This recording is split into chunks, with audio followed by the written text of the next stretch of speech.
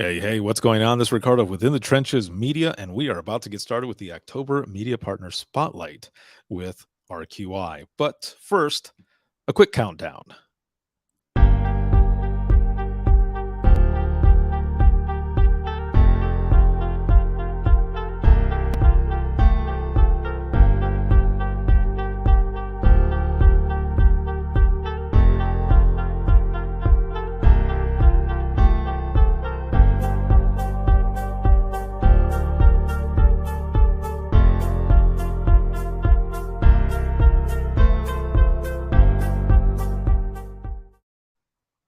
And welcome back. Those 30 seconds there is just enough time for me to get onto my phone and share this broadcast on my social media. So that right there is what that is all about. But again, my name is Ricardo, and I am the founder of Within the Trenches Media.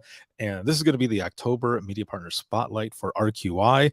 And I'm excited. I'm excited to be back and to be doing this. I am currently live from my room.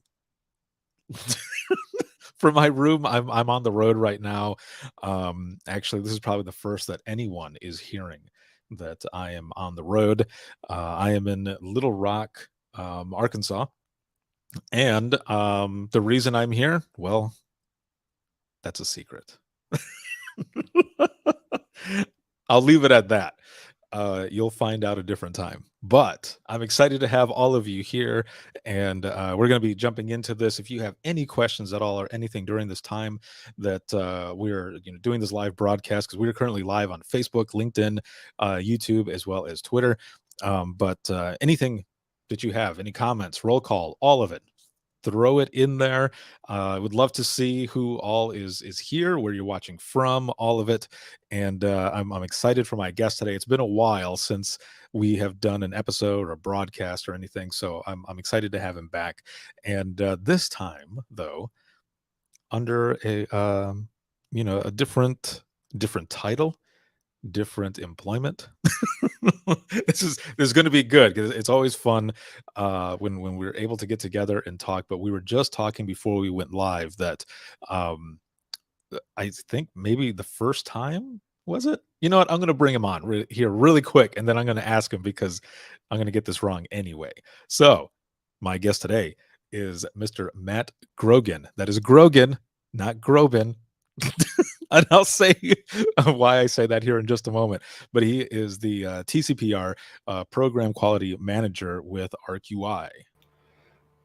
What's up, my friend? What is going on, dude? Okay, so really quick, for everybody who's watching right now, I think it was, what was it? Dare to Be Great or Be the Difference? One of the virtual events, I had typed in your name wrong, and I put Grobin, and I remember you sent me a message and you're like, dude, it's Grogan, not Grobin. I was like, yeah, oh, yeah. No, yeah, it was Dare to Be Great, and I was trying to say you were just trying to lift me up, trying to channel my inner Josh Groban, and yes, and yeah, I mean, I'm not that talented, but hey, I can belt it out in the car just like he can. So oh, sweet. Okay, well then I think that's a challenge. I think that the next time we are at a conference together, we need to do a singing badly in my car. I'll have the cameras and everything, and we can belt perfect. it out, dude. I'm in. As long as we're not compared to Adam Tim, we're good. All right, cool. Yes, yeah, we'll rock it out. But as we were talking earlier, it was one of the first episodes that we did. It might have been the first one. We were in Galveston, Texas, and we were talking about the view that we had. Yeah, because we were at the Galveston Convention Center, the beautiful Texas Public Safety Conference. It's one of the best, and we were sitting there in the lobby, and we were sitting there chatting, and I was just looking at the Gulf of Mexico. I mean, how could you beat that? It was nice. It was quite nice. Yes, it was awesome, and I could tell it was awesome because of the look on your face. Because you're facing the awesome scenery, and I'm looking at everybody who's walking by. Yeah, I was definitely blessed. I mean, I kind of do have a nice view. I mean, if I were to pan it this way, I can kind of see the Las Vegas Strip from my window from the house. So, nice. But it's good. It's nice. So. Well, it's good to have you back, man. And as you're talking about Las Vegas, we can just jump right into it. there has been a change. There's been a little bit that has happened since we last had a broadcast. So let's jump right into this because we're going to talk a little bit about your background and the power of positive quitting and Yeah. a few other things, and also transition to your new position now with RQI, what the program is all about, and a bunch of other good things. So for those who may not know you, and I'm sure a lot of people do, a brief background on your on public safety. Yeah. So I've been in 911 for about 17 years. Carry the one, that kind of thing. Yeah. I started I started in the suburbs of Chicago, an agency called DuCom or DuPage Public Safety Communications. Any of them are here. I love you guys. I miss you guys. I was one of the I was one of the many that I didn't plan on getting into 911. I was done with college. I really didn't know what the heck I was going to do with my life. And I was at the courthouse paying a ticket and I saw a posting for a public safety telecommunicator. Had no idea what it was, what that meant. I literally went home. I looked in the dictionary for what a telecommunicator was. Didn't exist. I don't even think it still exists today. No. The term telecommunicator, and I was like, oh, what the heck? I'll do it. Applied for it. Um, Ended up working in 911 there for 10 years. We were Ducom's a large consolidated agency doing police, fire, and EMS. Kind of ran the gambit there. Doing started as a fire telecommunicator, cross trained to police, was a supervisor, union steward, all that kind of fun stuff. Decided after about kind of 10 years, about 9, 10 years, that I was looking for a new challenge. So I decided what I, I also decided I didn't sweat nearly enough in life, so I wanted to come to Las Vegas, experience what 125-degree heat was like. And I took an opportunity with the Combined Communication Center of Las Vegas Fire and Rescue, technical term, and I served there for just under 7 years. Mhm. And then I was very fortunate enough about a month ago to get an offer from RQI to work with them, and we'll kind of get into that. And for 2 weeks, that's where I've been. So that's what brings us here today. Man. So when you transition from Illinois over to Las Vegas, um, I mean, what was that like for you? Like, I mean, culture shock, difference of calls, volume, anything like that? It was. I mean, being in the suburbs of Chicago, I wasn't in like downtown Chicago or any of that kind of thing. I dealt with a lot of affluent areas. I mean, we had a good broad, good realm of kind of the area that we served. But then I came to Las Vegas with, a large metropolitan area. We're close to 3 million residents, 47 million tourists every year. I mean, the call volume was astronomical. And we were just doing fire and EMS. Like that's all we were doing. We weren't doing police, which was awesome. I love my police dispatchers, but I was very happy not to hear another domestic. Um, but or the kid doesn't want to go to school for the day, so I don't want to deal with that today. uh, um, but I maybe in 10 years took one shooting, in Chicago in the suburbs. Unfortunately, in Las Vegas, it was like two or three a night. There was a daily occurrence, and just the sheer volume of calls that we were taking was just crazy. And the fact, but and we were dealing with 2, 3, 4, 5 building fires a night, and not the fake fires, like these were like actual ones where we had to do something about it. So Yeah. um, it was a big shock, and I'm gonna miss it.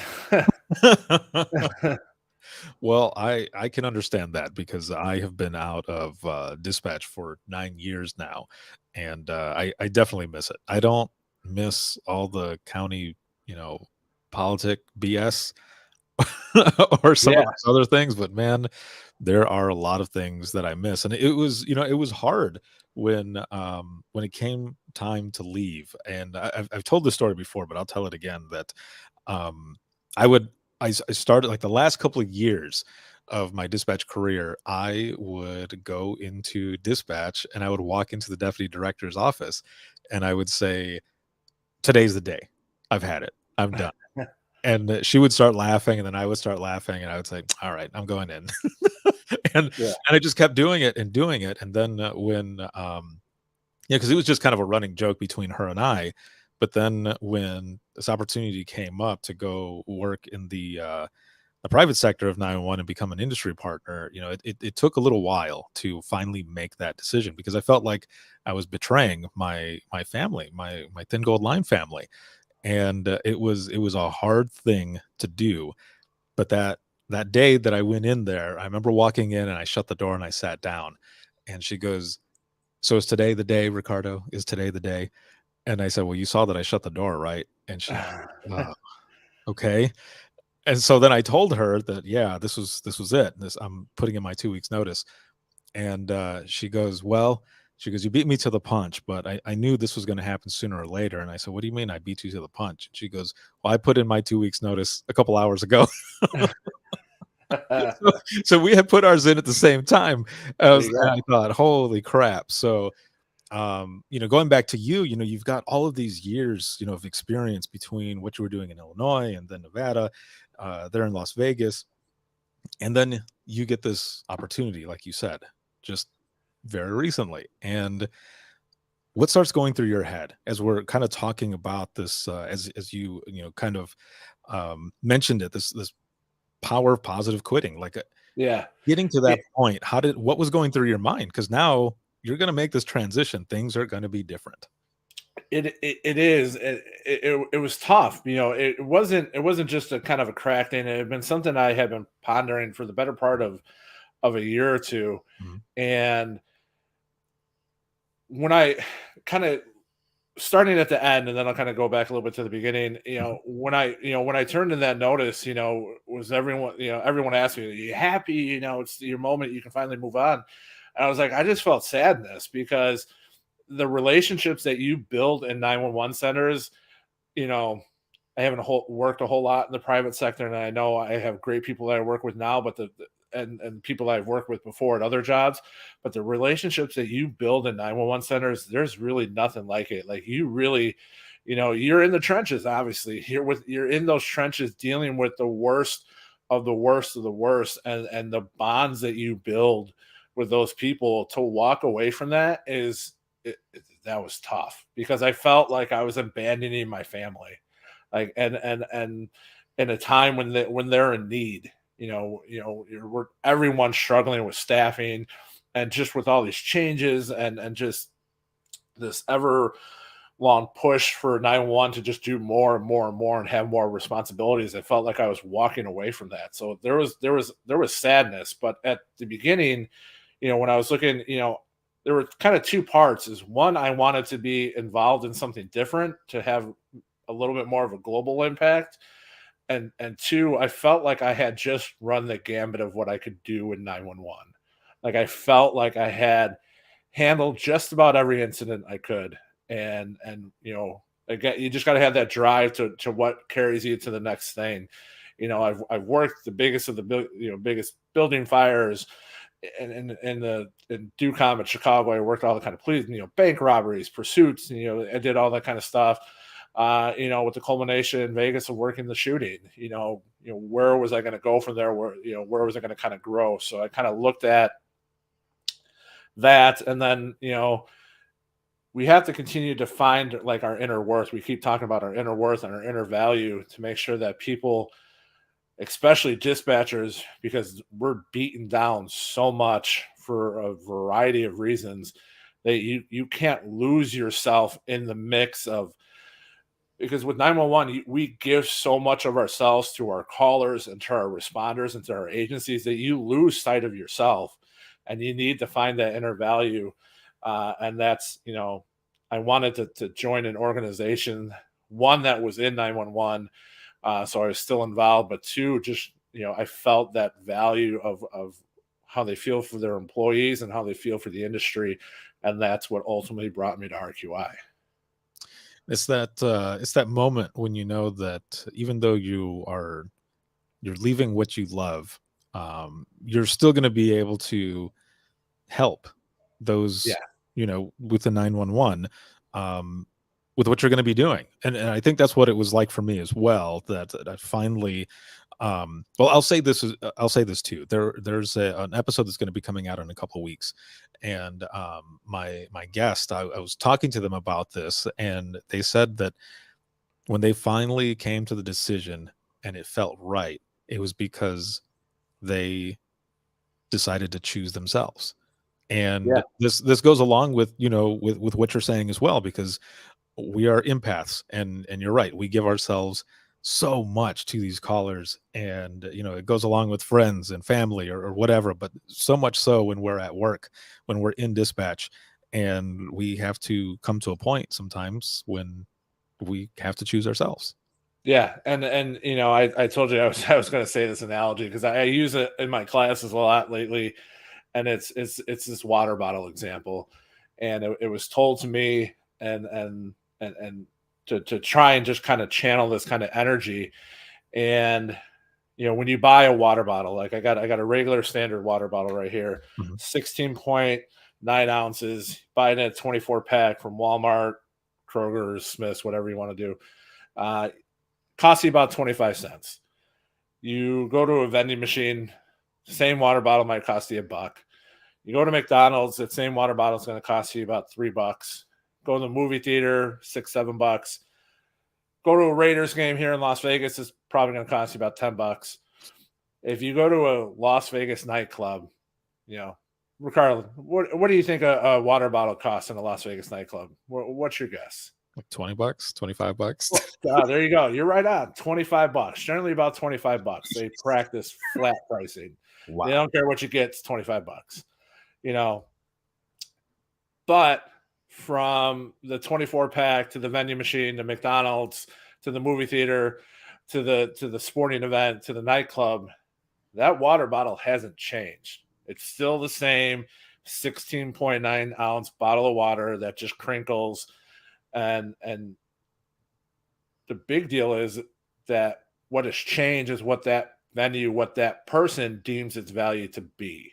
Hmm. And you need to find a place that deems you valuable. Or you got to, and that goes both ways. One, you need to find a place that deems you valuable, that makes you a Las Vegas nightclub water bottle. And also, as a manager, as a supervisor, as an executive, you need to treat your employees like that. Because most often people aren't quitting jobs, or quitting managers or bosses or supervisors. That's not always the case, but I find that more true often than not. Mhm.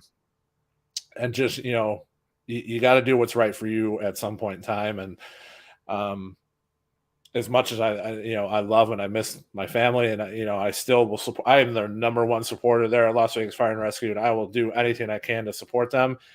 I when I wrote my final letter to them, sometimes you just got to take advantage of opportunity when it comes. Did you cry? I funny story. If you go on my Facebook, you can see some pictures. I did not cry. I was sad. Don't get me. I'd be lying if I said I wasn't sad. But we were having some fun with Snapchat filters with the crying face, and Oh, if I there's some, saw that. yeah, they were pretty good. So yeah, and they were very nice. They threw me a little party and everything like that. They wrote me cards, gave me some gifts and everything like that. And they gave me two cards. One was a serious sentimental card, Mhm. and then one was just a pure sarcastic card. Yes. Just with snide remarks and everything like that. My one of my favorites, I saved it. I have it right here. It says, "Congratulations on quitting your job without being escorted out of the building." So I felt like that was just a small accomplishment in life. So That I'll take that. that is perfect right there. So did you get one of those cakes that says "You're dead to us now"? No, For the this best. card has it all over it. I mean, Oh, for real? literally, it says, "Farewell, you're dead to us now." So it literally says it on the top. Yes. Um, Those are the best. yeah, one said "Happy Retirement," and I felt that was a little weird because also when I was doing like my closing out, exit paperwork kind of thing, I had to buy well, I didn't have to. I wanted to buy my badge that I got from Las Vegas Fire. Yeah. That was sentimental to me. And they're like, "Well, you've worked here for 5 years. You also qualify for a retirement badge, so we'll send that to you for free." And I'm like, "Retiring?" And that just felt weird. I'm like, "I'm only 40, man. Like, settle down." Oh, right. Yeah. I haven't hit the lottery. If I hit the lottery, then let's have a retirement party. Yes. That's kind of funny though that they're gonna send that to you, and if they do for sure send that to you, you need to take a picture and put it out there because that's hilarious. Yeah. Uh, Yeah. I don't so even know what it's gonna look like. yeah, with with everything that you've done and all the experience that you have, before we get into kind of your transition and everything, um, how do you feel like the job has changed you? Bro, Oh, we don't have enough time for that, man. And I think Facebook at some point in time, or they're gonna cut us off. Be like, you guys are done they, talking. they might, yeah, yeah. Um, this job, I would, we talk about. I'm trying to think of the right term. Here's a perfect example of how this job changes me. When I drive down the Las Vegas Strip now, most people are like, "Oh my God, that's the Venetian, that's the Bellagio, that's the Wynn, that's the Stratosphere." There's these big, beautiful properties, and I drive down the Strip, and I'm like, took a shooting there, had a stabbing there, delivered a baby there. Had someone who died right there in front of the fountains. That's what I see, and that's what we see. You're like, you drive through a neighborhood and you're like, "Yep, that house burned. I took that call. Oh, yep, someone had a big domestic in there. Oh, I had a baby choking there." And that's what our memory is now filled with. And I don't care how long you've been in this profession. That's what's in you now that you can't erase. Yeah. Um, and I was very fortunate to have good peer support programs, to have good support networks personally and professionally that I know not everyone has. And that's a big deal because um, that just weighs on you. I look at things differently. I respond to things differently. You know, uh, I was hawking news. I wanted updates. You were immersed in this world of sadness. Unfortunately, the very last day that I worked, we had an officer from Las Vegas Metropolitan Police Department that was shot and killed, and I remember dispatching out the fire department to that incident, and they're having his funeral today, and that's just kind of that lasting mark of what this profession is, and what this profession can do to people.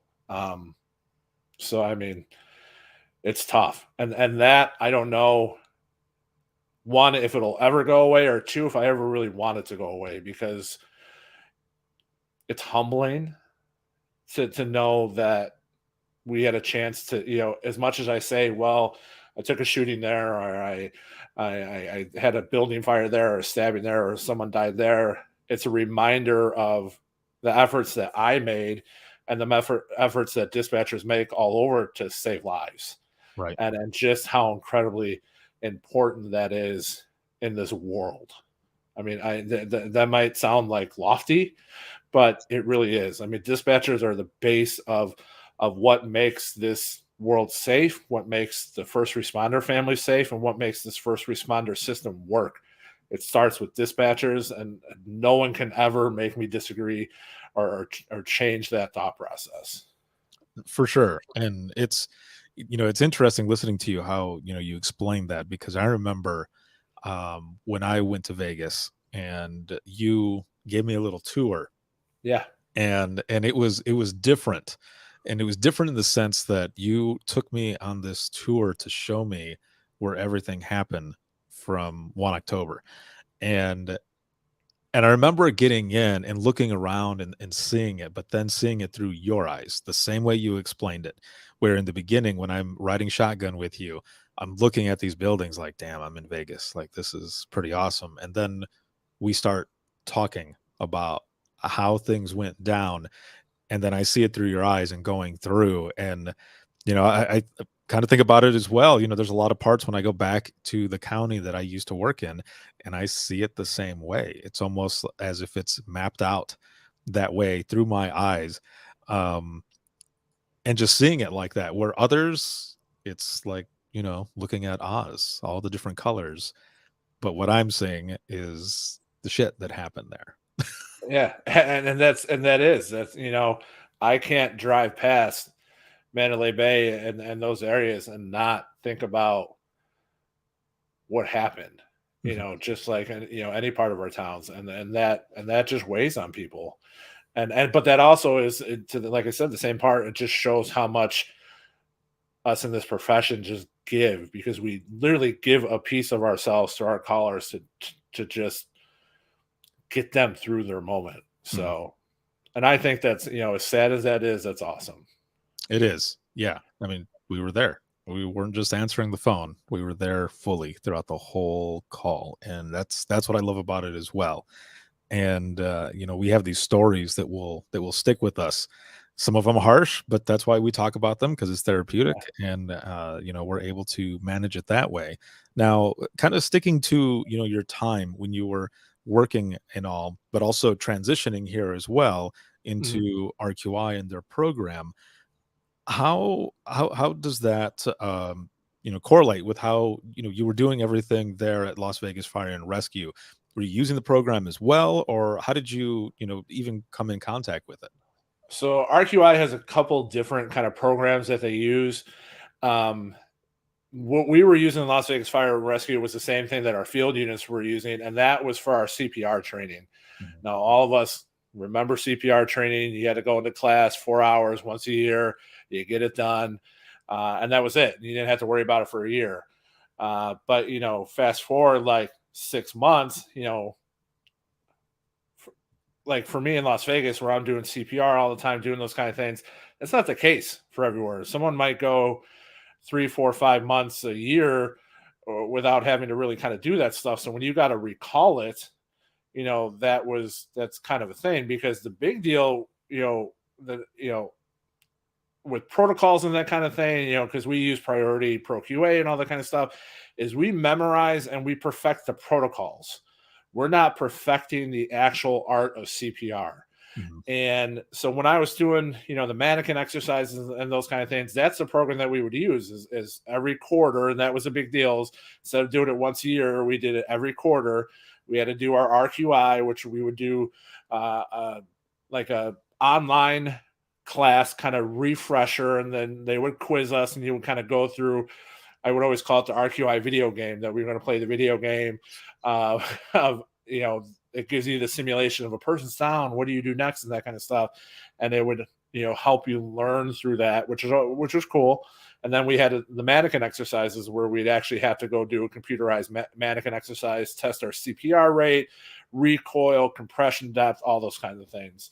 Um, so that's what we did. And I kind of knew RQI obviously through that, but I think we were in Baltimore for APCO, and I remember seeing their booth, and they were starting to talk about their TCPR program, Mhm. and this was a new program that they were putting out there to teach high performance CPR. And I remember just kind of letting that little nugget sit in the back of my head, and then the opportunity came where they were looking for that quality manager, and I was like, yeah, this is what I want to do. Like, this is the angle that I want to take,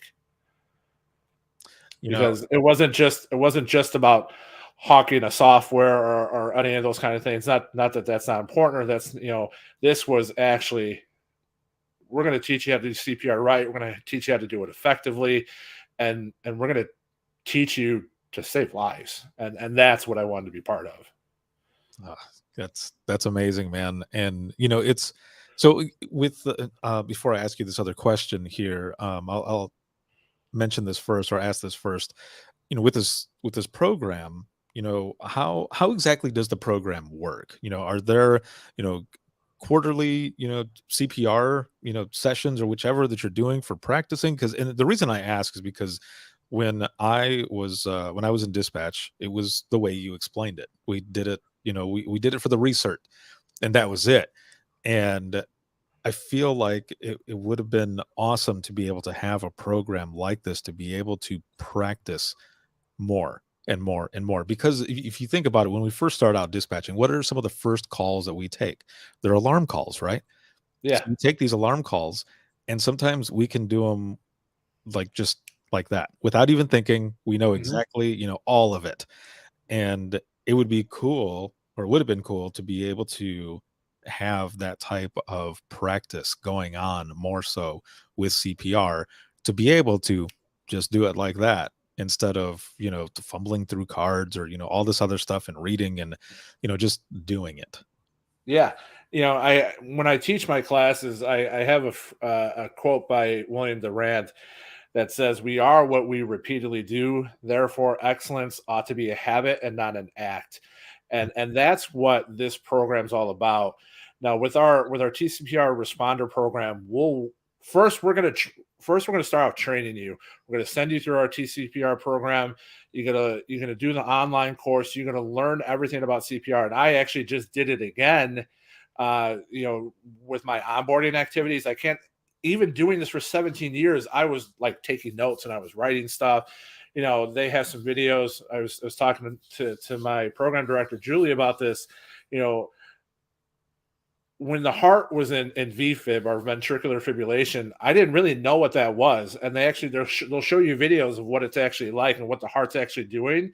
Because, like I said, with the protocols or whatever system you use, and RQI is protocol agnostic. We'll work with you with whatever protocol you use, or if you don't use any protocol, that's not a big deal to us. But we memorize. I know I can do those CPR protocols in my sleep, like, because I've done it so much and we've trained on it so much. But that's all I'm doing is I'm just memorizing instructions. I'm not really understanding like why I'm doing this or what it's doing on the back end. Mhm. So in that responder program, we're going to train you. We're going to teach you all about CPR and high performing CPR, and then we're going to start working with you on a quarterly basis. You can have one-on-one interaction with with myself or one of the other quality managers, Adrian or Mark, just both fantastic people. And we're going to work with you one on one. We're going to do pretend 911 calls. We're going to do simulation exercises. And then once you're going through it, we're also going to we're going to do some quality assurance on those calls to give you performance feedback to make sure you're doing it as effective as possible. You know, and it's also looking at an entire system because it's not just that singular act, it's looking at the whole aspect of the training, the continual education, and the quality review. So, and you get all of that through that RQI program, and it's just fantastic. It's all about high performance CPR, and that is about and helps save lives, which is just incredible. One of the things that I remember seeing, it was just this past spring. I think it was at the Navigator conference, where my booth was set up. Just diagonal from me was RQI's, and there's music going, right, and Mhm. also there's a lot of screaming.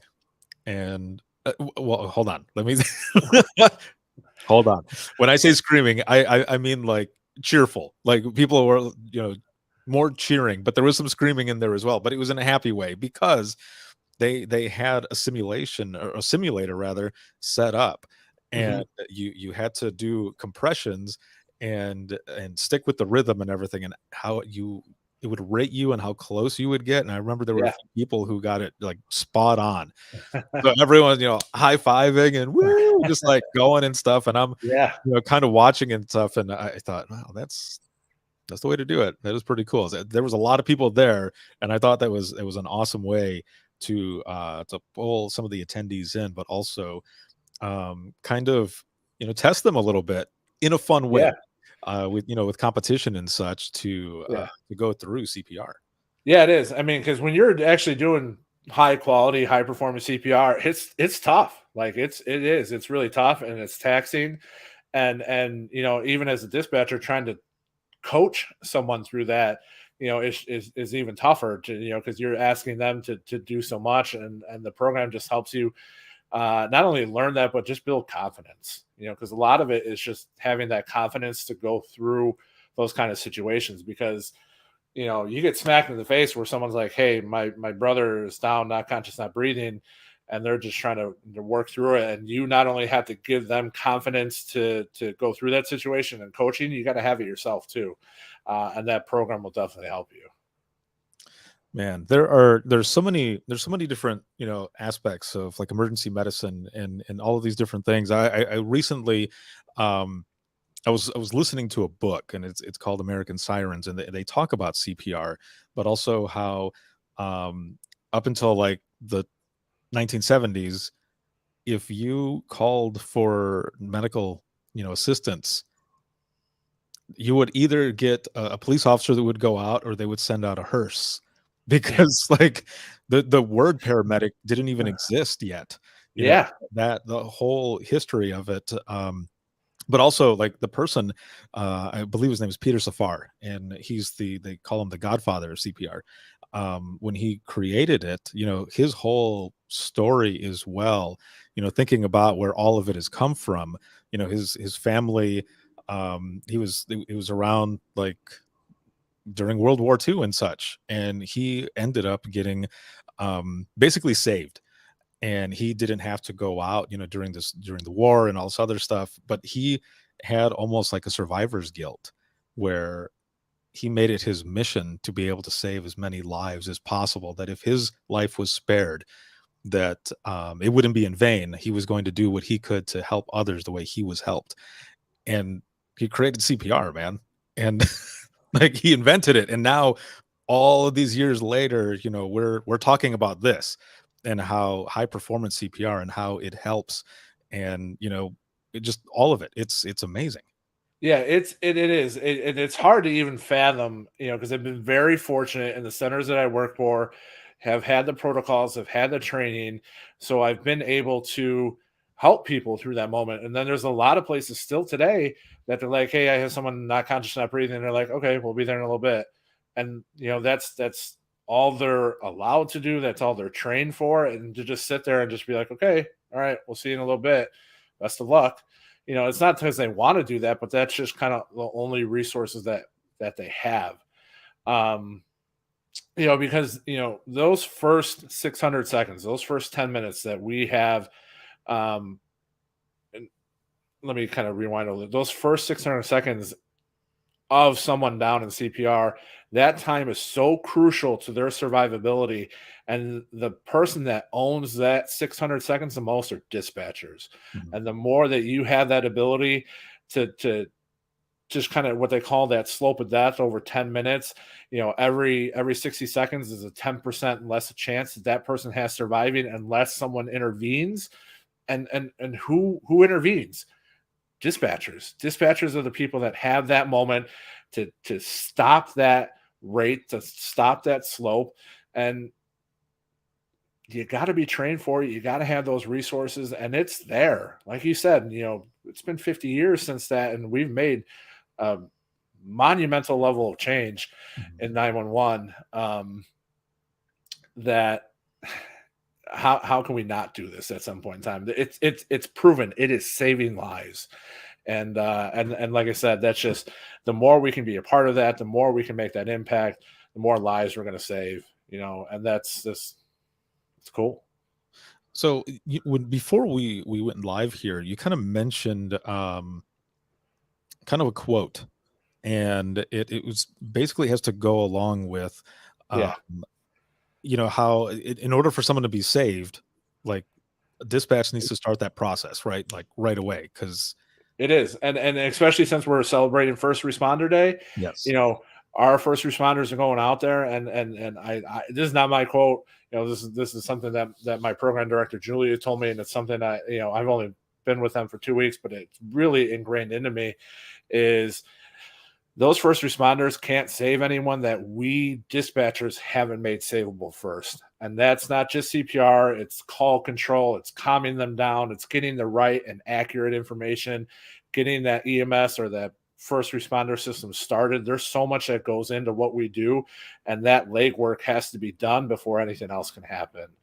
And again, that just speaks to the importance of dispatchers across the world and what they do.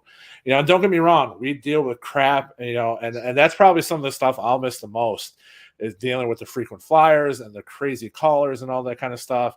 And people that know me know I love to talk to those people. Like, the crazier you are, give it to me. Let me, let me poke that bear. Let me see what's going on. Let me delve deep. And, Terry Brown, Lenore, Mrs. Riley, those are people I've talked to over the years that I'm gonna miss dearly. Uh, so Why would you say that those are, kind of your most favorite? Is it because you get to, I don't know, maybe put the puzzle together even more so, almost like investigating in a way to figure out what the person needs. I mean, it's something that we do anyway, right? But there are yeah, people, like you're saying, I was the same way. It's like, give it to me, like I'll do it. Like let's yeah. do this. One, I like to think that I'm a pretty patient person, so I had that. If they were just going to spout some craziness, like, I could weave my way through it and try and find a point and be patient enough for that. Mhm. And you're trying to, they're calling, like, something made them call 911, and you're just trying to figure out what that reason is, and you just kind of swim through that pool of craziness, and just to find that little ring that's sitting at the bottom of the pool, and you're like, this is it. This is what I was looking for. And some of them have fascinating stories, and also just some of them are angry, and I just kind of like to experience that, just kind of see what it's like. I don't know, it's crazy. The one Lenore that I was talking about, I had an argument with her. She kept calling me boy, which just love. Listen here, boy. And she's like, "Where are you from?" And I took this call about a year ago, and I was like, "I'm from Chicago." And she's like, "I've been to Chicago before." She's like, "I like to burn that city down." I'm like, "Okay." I'm like, "They wouldn't appreciate that, but hey, you do you." And she's like, "Yeah, I was at Shea Stadium. I want to burn that place down." I'm like, "That's New York, but that's okay too." And we had this argument about where Shea Stadium was, and she's like, "That's Chicago, you dumb blank blank." And I'm like, "Nope, that's New York. It's where the Mets play." And then it's kind of having those little interactions where just made my day, and it carried me on to that next call. You Right. know, Yeah, because so there is a lot of chaos in 911, and some of those calls are the ones that it's almost as if the universe knows that you need something a little different, whether it be a funny call or a call like that where you have a little spat and stuff, and then you're like, "All right, what does the world yeah, have for me next?" yeah. There was another. I don't even know if it was Lenore or someone else. She had called, and she was talking about her husband was part of the Mexican cartel, and he was an assassin and everything. And you're like, are you watching TV saying this, or like, is this Right, like, just Breaking it Bad. could be true? Like, this could be like Breaking Bad coming to life, and I wanted to be part of it. So, like, I'm here for it. Like, tell me. Like, I'm sitting there eating my popcorn as I'm talking to this person, and and then she talked about how she kept her husband around, but he had no head, and I'm like, do we need to go check the house or something like that? And Right. because you have that kind of call, and then I took another call one time where it was a language line call, so you have those struggles, and the guy was trying to tell me that he found a body next door, but it was in chemicals or something like that, and I couldn't really understand it. And what ended up being the true story was it was a dismembered body that someone cut up and put into a barrel and put a bunch of spray foam insulation in there to try and cover it up.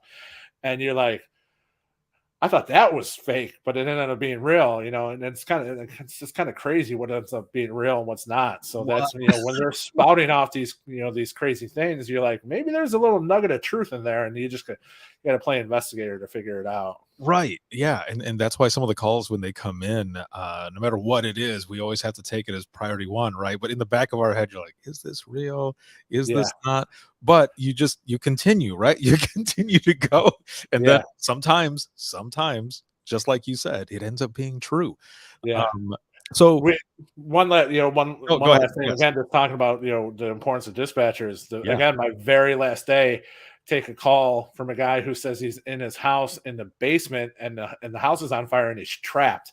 And you can ask anyone that I was working with. He said that he's like, I'm in my house, it's on fire, and I'm trapped in the basement. I went, bullshit. This is fake. I'm like, right away, I just knew this was fake. You just, again, you learn verbal cues, you hear stuff in the background, and none of it matched. Ended up being a swatting call, and because he was messing around with someone he was playing Call of Duty with or something, Oh, and geez. it's just, the world's weird. It is nuts. And kind of thinking about a lot of these calls that we've taken. I kind of think about some of those CPR calls that I took, and some of them that ended up being fake, but you're Yeah, going, just going and going and going, doing textbook CPR, not high quality, because I didn't have the same program that you guys have, but yeah, doing it to the best of my ability, right? Doing it to the best that I know how to do, and then it turns out to be nothing, and I'm sitting there, and in on one side of the coin, I'm like, thank the Lord, this person is okay. But then on the other side, I'm like, dude, for real? Like, yeah. Seriously, yeah, like, we just went through all of that. I'm glad yeah. you're all right. I'm glad everyone is okay. But holy crap, like, This is a 100% true story. Back at Ducom, back in Chicago, one of my coworkers, Julie Seghetti, had taken this call, and she said that she had gotten home to her apartment, and she was part of a theater group, and they were having like a workshop at her apartment. And when she walked in, there were 26 people all down on the ground, not conscious, not breathing. And Julie's like, okay, let's start CPR. Let's just pick a person. And she did. And she went through the whole thing, just doing CPR, doing the whole protocol. I mean, and we're like, this is a CO problem, like mass suicide. Like, we didn't know what this was. We're right, sending like the cavalry to her house. And she's like, oh my God, they're awake and breathing now. She's like, fantastic. Pick another person. And she's going. You could feel her buying into this. And then all of a sudden, like, something clicks, and she's like, "Oh, no, you know what? They're just the toiletries on my bathroom counter, and they fell over. And yeah, everyone's fine. There's no one here." And she's like, "One, two, wait, what?" And like, you can feel her like catch what she just said, and it ended up just being all fake. Like, she just had a mental breakdown, all her toiletries on her counter fell over, and somehow in her head it was 26 people down, not conscious, not breathing. And then she's like, okay, well, we're still going to come check on you. And then she sits there, you could see her sitting there like, what the hell just happened? Like, yeah, yes. yeah, Oh, yeah, it's crazy. dude, yes. So those are, man, those are the ones that you remember, and of course, some of the ones that you end up missing as well, because when are you going to get another phone call like that? Especially now, that you're Yeah. out, you're not. Yeah. You If might. I get one of those phone calls, it's probably one of my coworkers forwarding Lenore to my cell phone because I Oh, was talking to her, because they used to do that. I had one again back at Ducom. Her name was Terry Brown, and she used to travel the uh, Metro line to and from Chicago and the suburbs, and she would tell us every emergency. And when they were done talking to her, they would transfer her to my cell phone in Las Vegas, and I would just be sitting in my house, be like, "Hey, what's up, Terry? How you doing?" And I would just sit and chat with. I love talking to Terry. that is And may she hilarious. rest in peace. She's passed away since then. Oh, So, yeah. That is definitely something. yeah, We think about all these calls, the history, and basically what the same thing has been since the very beginning of 911, emergency medicine, CPR, all of it is that time is of the essence, right? yeah, And kind of going back to the gentleman that I mentioned earlier, Peter Safar, he was trying to prove in the beginning this point of how time is of the essence, and actually his daughter passed away from exactly what he was trying to prove, or not in a sense. yeah, She had had some medical issues and stuff, and he ended up finding her. She was passed out, started doing CPR and all, was able to get her back. However, um, when she was transported and everything, she ended up passing away later because she had no brain activity. But it was proof that what he was trying to prove was true, that time is of the essence. If he had been there, or in this case, if there had been someone on the phone or something starting CPR right off the bat, that she probably would have made it. She would have lived. And Absolutely. that was just another thing that pushed him, and others who were trying to, push this idea of CPR and all, that we can save people, that there are a lot of issues, a lot of not issues, but medical emergencies rather, that were happening that were preventable. And that's what they were trying to do, and that's how everything with CPR just continued on, and it goes on till today, that time is of the essence. So how important do you think, um, or would you say that, this type of training, this program, this continued, whether it be quarterly or however it's done, that this is important to have this type of just high performance, high quality CPR? This program embodies why dispatchers are the first responder, because we have that ability to make a saving change in someone that's down, an out of hospital cardiac arrest. That if you get them in the correct positioning, high, correct compression rate, correct chest depth, recoil, full chest recoil, doing that, all of those components put together, it will save lives. It's not like, maybe, I don't know if I made a difference. No, you will save lives if you do the correct positioning and all those components that come together. Work with us in this program, and we're going to give you that confidence. And it's not, and like I said, you don't even have to ponder whether or not maybe this will make a difference. It will make a difference in survivability rates, and how well the patient comes, patient outcomes. And when those, when those paramedics get there, that ability for them to do their job easier, it's so incredibly important. And all it is those first 600 seconds that's that window that we have to make that impact when it comes to CPR. And we don't want you, to be like, oh, what do I do next? What do I do? And I understand we're working through protocols and we're doing all those kind of things, but we want you just to understand what to do correctly, when to do it correctly, and then just understand also the whole knowledge of why you're doing this. And I think that's a lot of the issue, especially for dispatchers. We want to know the why of everything. Why am I doing this? What will this help? And we can answer that for you.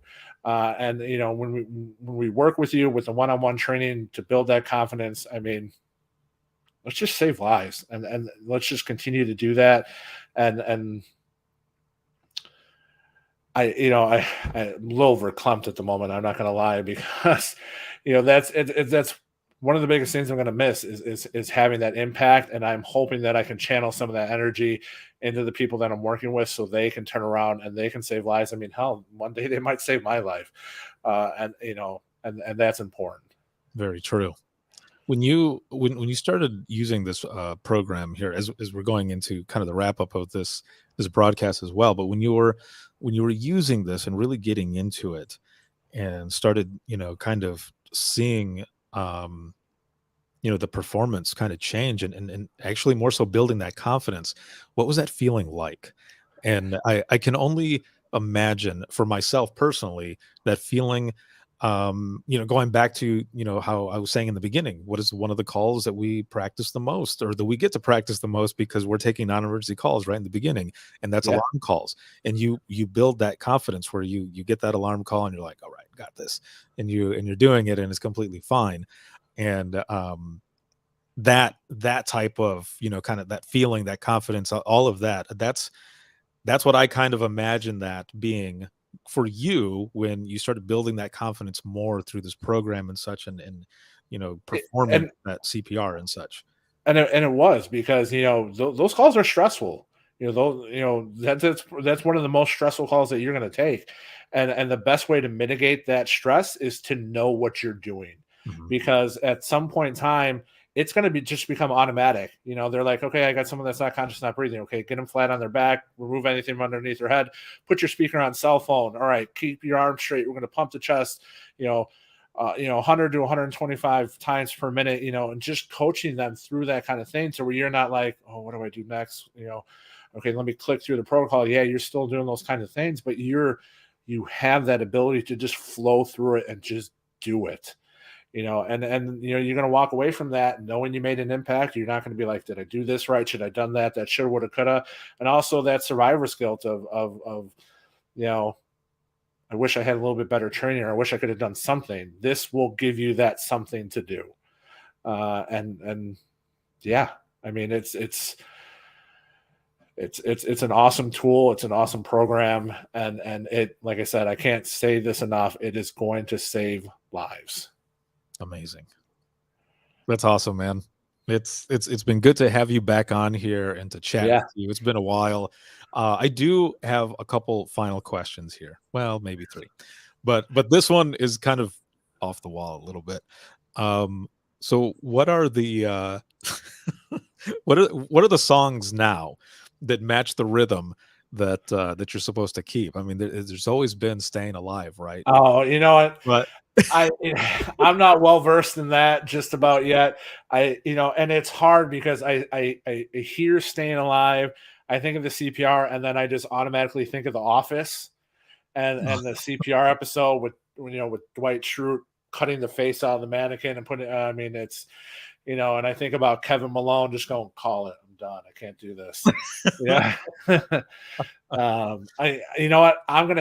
Let me get back to you. I'm going to come up with a few more songs. Going to find the correct beats for you, and we'll have an updated. Maybe we can do Singing Badly in the Car to correct CPR songs. Dude, that would be fun, man. That would be a lot of fun because as far as from what I can remember, Staying Alive, of course, has always been one of them. But on the other side of that, Another One Bites the Dust. In a dark, humorous way, Another One Bites the Dust is the same rhythm. From what I was told. So for those who are watching and listening, don't quote me on it, but this is what I've been told. But also, Darth Vader's song, the Imperial March, is the same rhythm too. Okay. We're gonna, we'll test those out. We can hum in the car or something like that. We'll figure it out. So it'd be interesting. Yeah.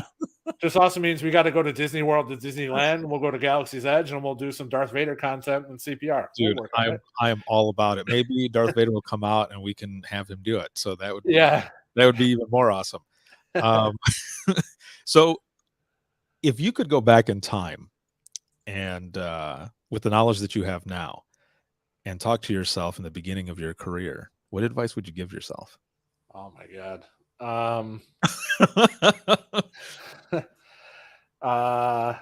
Don't take that slot of overtime on Saturday night that you thought was a good idea. You're going to have overtime remorse, that kind of thing. Okay. So there's kind of 2 answers to that. One, learn how to have fun. This job's going to beat you down. Find the goodness in what you do every day and celebrate the small victories, because we're looking for that big save, that big moment, that big arrest, that big stop, that kind of thing. Sometimes it's like, you just got to help one person a day. Like, hey, Jimmy lost his dog and you're trying to help him. You really made his day. If you helped him find his dog and you're like, God, stupid dog call. Like, I don't want to deal with this. Celebrate those small victories. That's so incredibly important. Mm-hmm. And 2, take every moment you can to train. It might seem stupid that you got to go to training classes and you got to do those kind of things. It might be boring, or you have to get up at 8 a.m. when you're usually a night shifter. But I guarantee you, at some point in time, at some point in your career, that training is going to make a difference. So, and then there's a third point, because I see Tina here. Don't drink Stella, drink PBR all the way. So. PBR tall boys, man. There you go. So Amazing. Well, dude, again, it's been awesome to have you on here, and as always, it's great to talk to you and have conversations. How can people find out more information about not only RQI but you as well? You can always go to rqipartners.com to find any kind of information you want on RQI and the overall programs that you do, that we do. You can reach out to me personally. It's matthew.grogan@rqipartners.com. I'll throw it in the comments there. We'll list it there somewhere. And reach out to me, and we can talk to you about what we can do, what we can offer you, and just what we can do to make this job and CPR easier, and help you understand the impact that you can make every single day. Perfect. All right, man. Well, again, thank you very much. This has been a lot of fun. You enjoy Vegas, and I'll enjoy where I'm at. Yeah. Hey, I like I said, I get to actually say, hey, it's Friday. I get to Yeah, enjoy the weekend. I'm going to revel in that for a little bit. I love all my dispatchers. I did it for 17 years. I'm enjoying my Friday and my weekend. dude. That is, yeah, that is amazing. It's a good feeling, and I see here. I don't know if you saw it, but APCO Arkansas says hello, and they saw you at the conference, and thank you so much for going to their conference. So Yeah, they're some of the nicest people I met. And funny, okay, I got to tell this little story. I know you got to go. We were yeah, we that's were good. there. We were helping them, or well, I wasn't. Dawn was helping them set up and everything. I had to do some training and some online quizzes and stuff for RQI, and they were really nice. Invited us to one of their cabins to cook out and to eat and everything like that.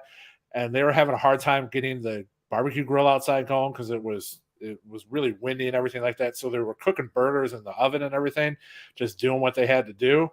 And they kept setting out the fire alarm. I mean, they must have set it off like 10 times. And all dispatchers were like, yeah, I don't care. Like, just whatever. Like, our job is to literally pay attention to those things, and we didn't even move an inch.